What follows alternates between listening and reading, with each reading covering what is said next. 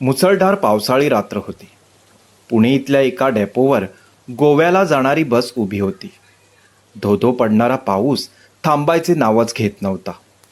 बाहेर जाण्याचा कंटाळा येत असल्याने बसचे ड्रायव्हर केदार आणि प्रवीण व वाहक मयूर तिघेही बसमध्येच बसून होते. पहिल्याच सीटवर बसलेली एक म्हातारी बाई सोडली तर बसमध्ये कोणीच पॅसेंजर नव्हते. प्रवीण, आता मी चालवतो, मग कराडपासून तू घे, केदारने प्रवीणला म्हटले. काही हरकत नाही, पण या एकटीलाच घेऊन जायचे का? प्रवीणने हसत विचारले. दुसरा कोणताच मार्ग नाही. ॲडव्हान्स बुकिंग आहे तिचे. शिवाय यानंतर गाडी पण नाही, म्हणून जावेच लागेल. कंपनीच्या इज्जतीचा सवाल आहे मित्रा, केदारने ड्रायव्हर सीटवर बसत म्हटले. अशा पावसात चालवायला कंटाळा येतो.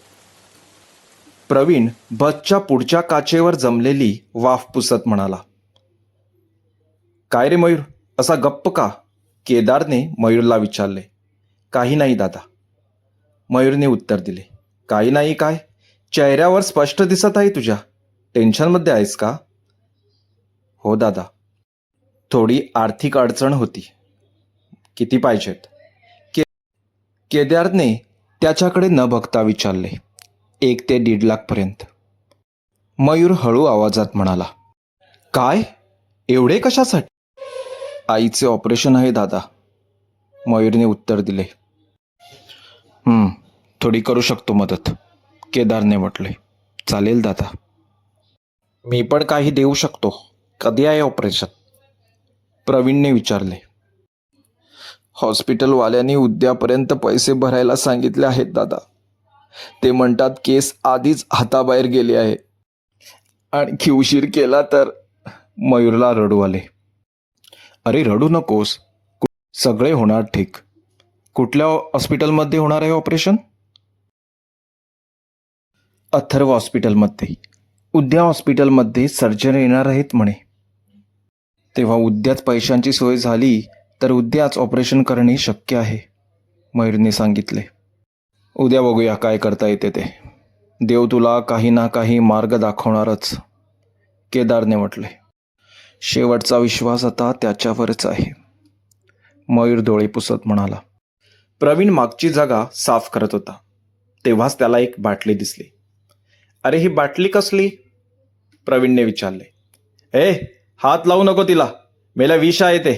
चुकून एक थेंब सुद्धा तोंडात गेल्यास जिवंत उरणार नाही तू, केदारने ओरडून सांगितले.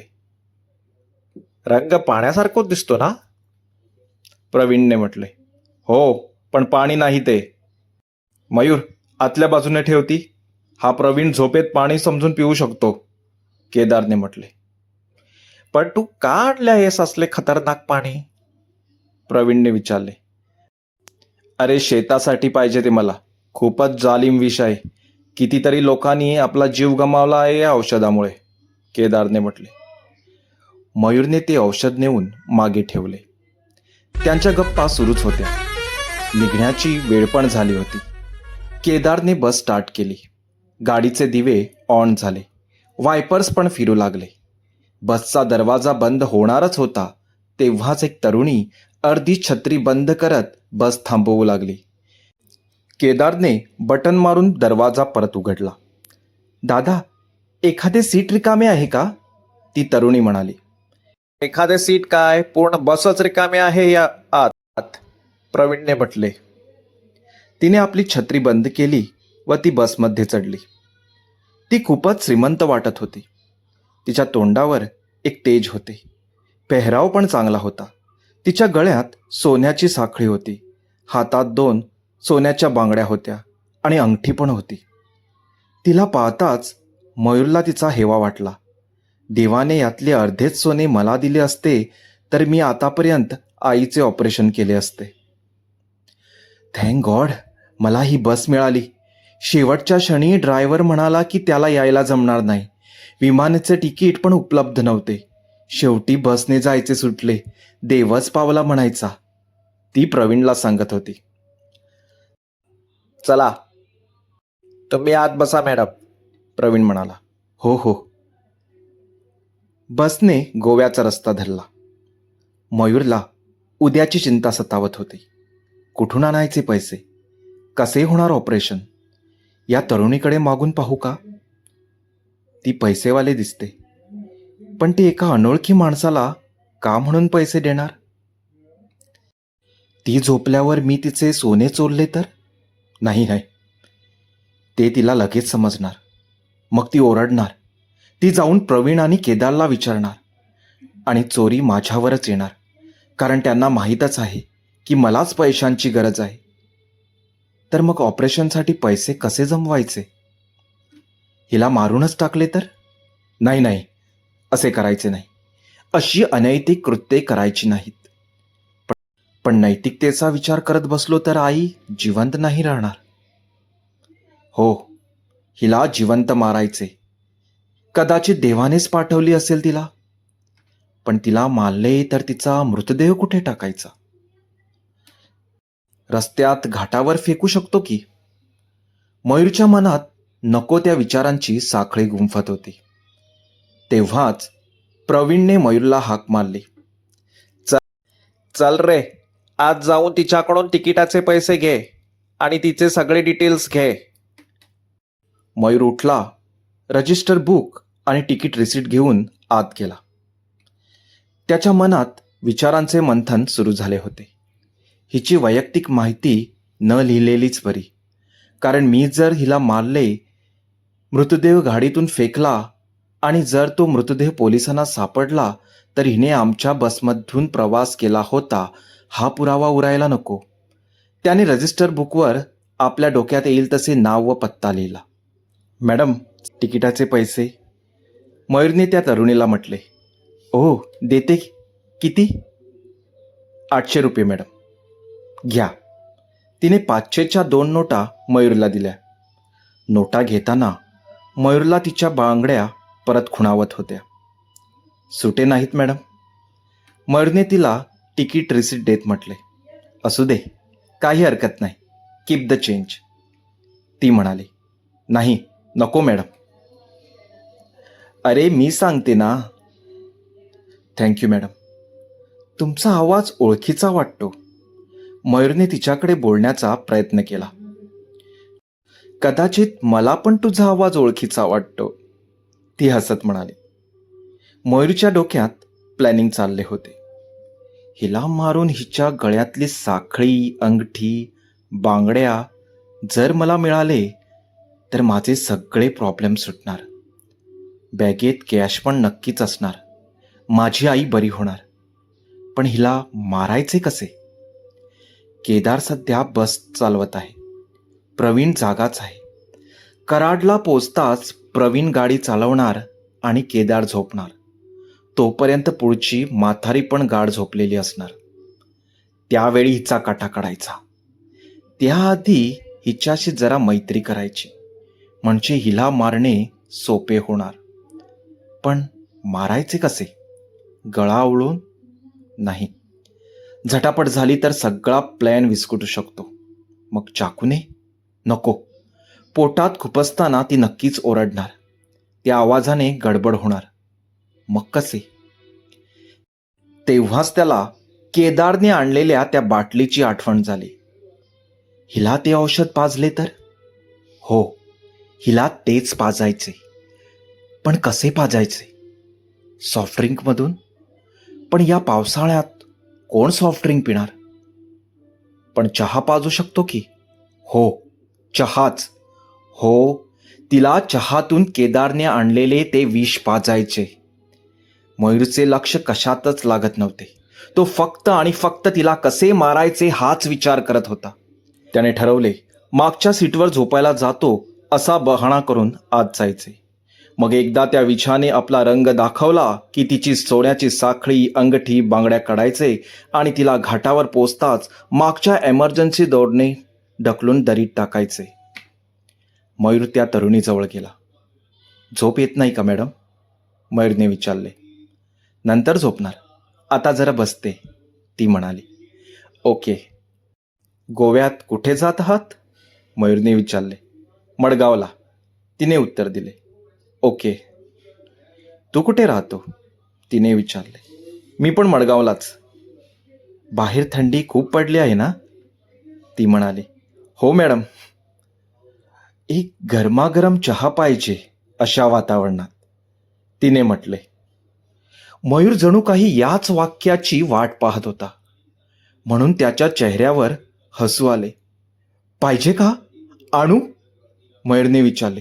नको नको, मी सहज म्हटले. सहज काय मॅडम, आणतोच. अरे नको. मयूर तिचे न ऐकताच चहा आणायला गेला. त्याने त्याने एका डिस्पोजेबल ग्लासमध्ये चहा ओतला आणि त्यात हळूच बाटलीतले 2-3 थेंब टाकले आणि तो चहाचा ग्लास घेऊन त्या तरुणीजवळ आला. घ्या मॅडम. मयूरने चहाचा ग्लास पुढे करत म्हटले. अरे कशाला त्रास घेतला, मी असेच म्हटले होते. तिने ग्लास आपल्या हातात घेतला. थर्मास भरून ठेवतो आम्ही, आम्हाला खूप लागतो चहा, मयूर म्हणाला. मयूरचे डोळे त्या ग्लासवर व तिच्या ओठांवर होते आणि शेवटी तिने चहाचा एक घोट घेतला. वाह, मस्त आहे चहा, पण चव थोडी वेगळी आहे ना, ती चहा पिता पिता म्हणाली. आम्हाला याच चहाची सवय आहे मॅडम, आम्हाला घरचा चहा वेगळा लागतो, मयूर हसला. काही क्षणात तिने सगळा चहा संपवला. ग्लास द्या मॅडम, मी फेकतो, मयूरने ग्लास हातात घेत म्हटले. थँक्यू, चहा मस्त होता. आता तुम्ही आराम करा, मयूर म्हणाला. कराडला पोचल्यानंतर केदारने गाडीचा ताबा प्रवीणकडे दिला व आपण झोपला. असाच वेळ गेला. घाट जवळ येत होता. मयूरची धकधक वाढत होती. त्याने मागे जाऊन बघितले. त्या तरुणीने बसल्या बसल्याच डोळे मिटले होते. त्याचे काळीज धडधडू लागले. त्याने तिला हात लावून पाहिला. ती एकदम थंड पडली होती. तिचा श्वासोश्वास सुद्धा बंद झाला होता. तिची अवस्था पाहून मयूर घामाघूम झाला. तो थरथरू लागला. खरेच मी हिला मारले? आपण काय करत आहे याचे त्याला भानच नव्हते. त्याने कडकडत तिच्या हातातल्या बांगड्या सोन्याची साखळी अंगठी काढली. तिचा मोबाईल फोन आपल्या खिशात घातला. त्याने मागे जाऊन एमर्जन्सी दाराची खिडकी उघडली. बस घाटाच्या वळणातून जात होती. एका बाजूला उंच पहाड आणि दुसऱ्या बाजूला खोल दरी. प्रवीणचे पूर्ण लक्ष गाडी चालवण्यात होते. मयूर त्या तरुणीला उचलून मागे घेऊन आला.